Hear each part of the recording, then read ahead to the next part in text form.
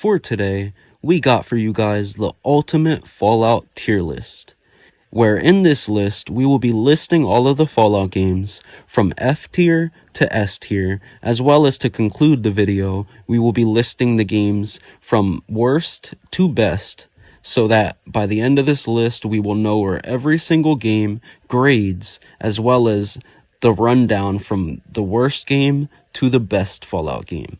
So, without further ado, without taking up any more of you guys' time, I'm gonna get right into it, so sit back, relax, grab yourself an ice-cold Nuka-Cola as we dive into the list. For this list, we'll start off with Fallout Brotherhood of Steel. Interplay's first console Fallout game, and the one that was chosen over their Black Isle-developed Fallout 3, aka Van Buren. This game was developed on the same engine as Baldur's Gate 1 and 2, as well as Champions of Norath, and played much like them too, albeit not as much fun. The top-down gameplay on the console was an interesting design choice, and could have carved out its own group of gamers, considering what games were popular at the time on the console, thus offering players a unique experience.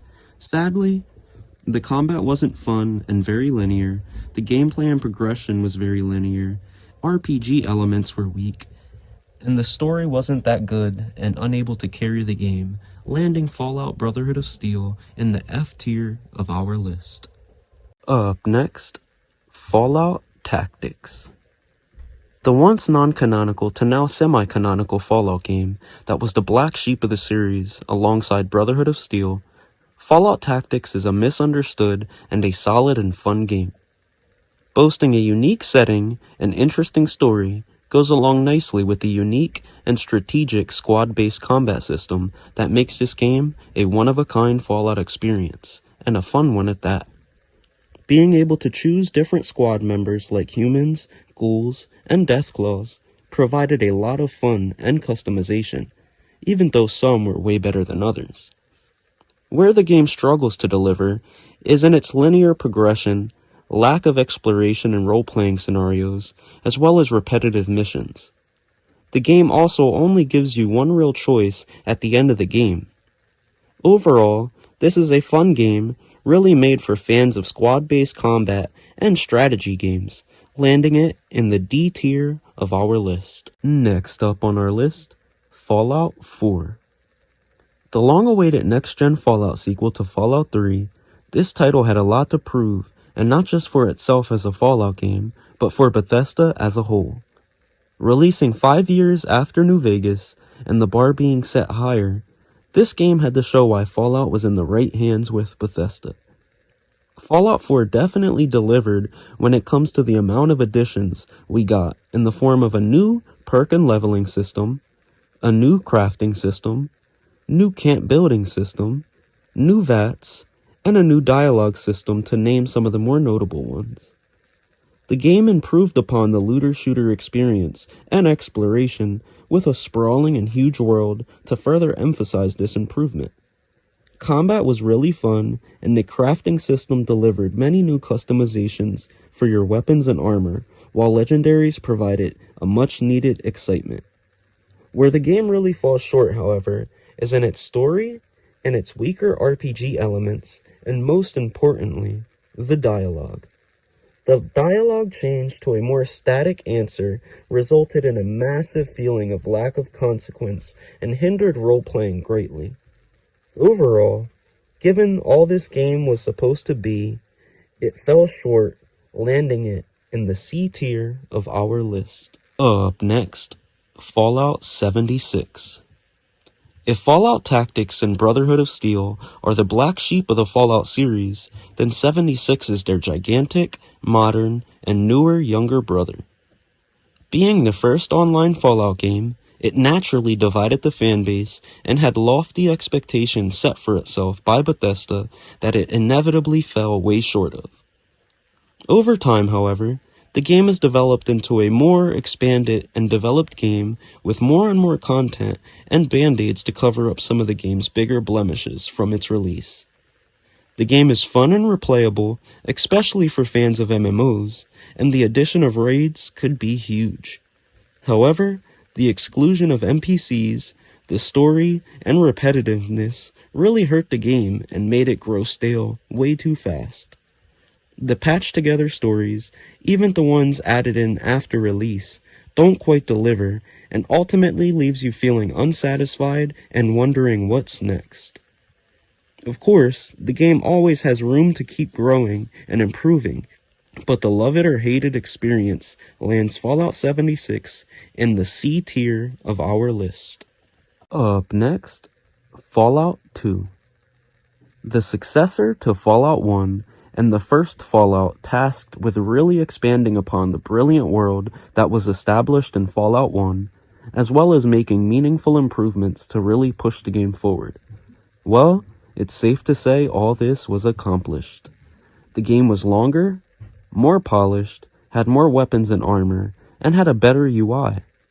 In addition, party members were expanded upon to allow for more customization. Hate it or love it, they also changed the tone, opting for more humor and goofiness over what was established, which could really be what we should credit for all the future humor and quirkiness we got in the Fallout franchise, for example, Big Mountain. The tone change could also be seen as a negative because of how numerous it was, how jarring a change it was from the legendary tone of Fallout 1, and it making the story less serious. Overall, the successor to Fallout was a quirky and fun experience, landing it in the B tier of our list. Up next, Fallout 3. Many fans' first Fallout game, Bethesda's first Fallout game, and the first FPS installment in the franchise, the nostalgic Fallout 3. This game shines when it comes to the tone it set, being the closest to Fallout 1, while more properly incorporating the tone from Fallout 2. The game also featured a fantastically dark, desolate, and irradiated post-apocalyptic world and atmosphere, iconic music, and great DLCs, as well as real choices and consequences, including a karma system.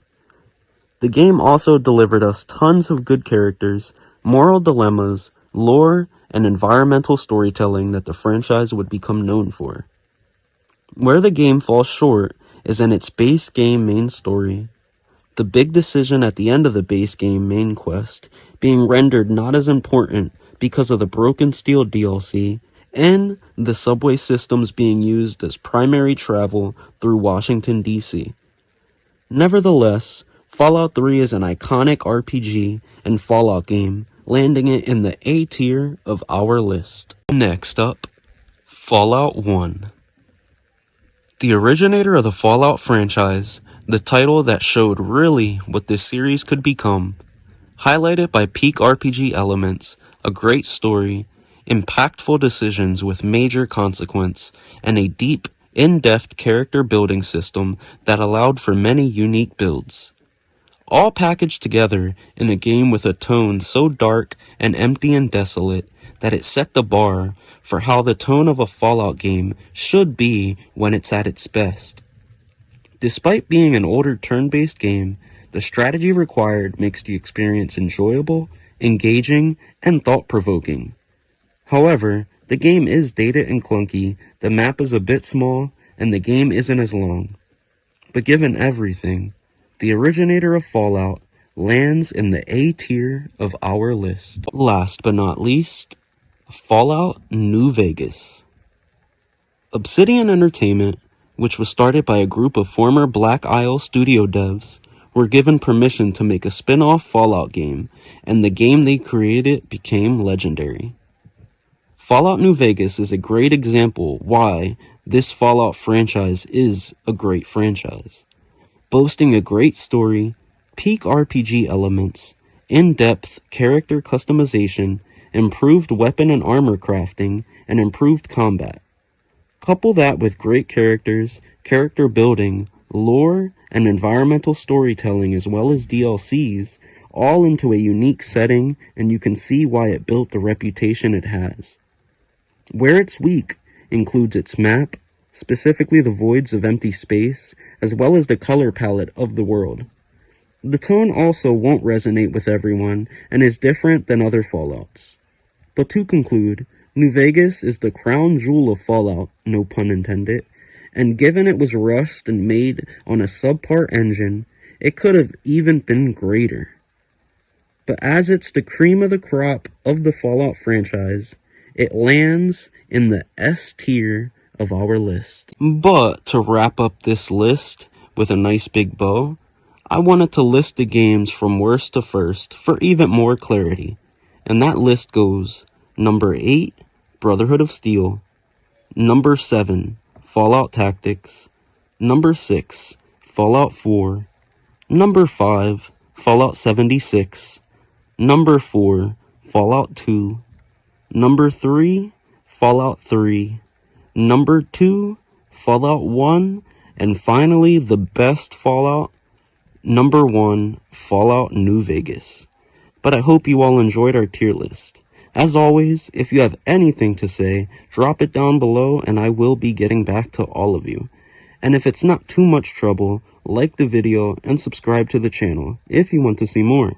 But above all else, remember that you guys are all awesome. Thank you for being here. Have a great day.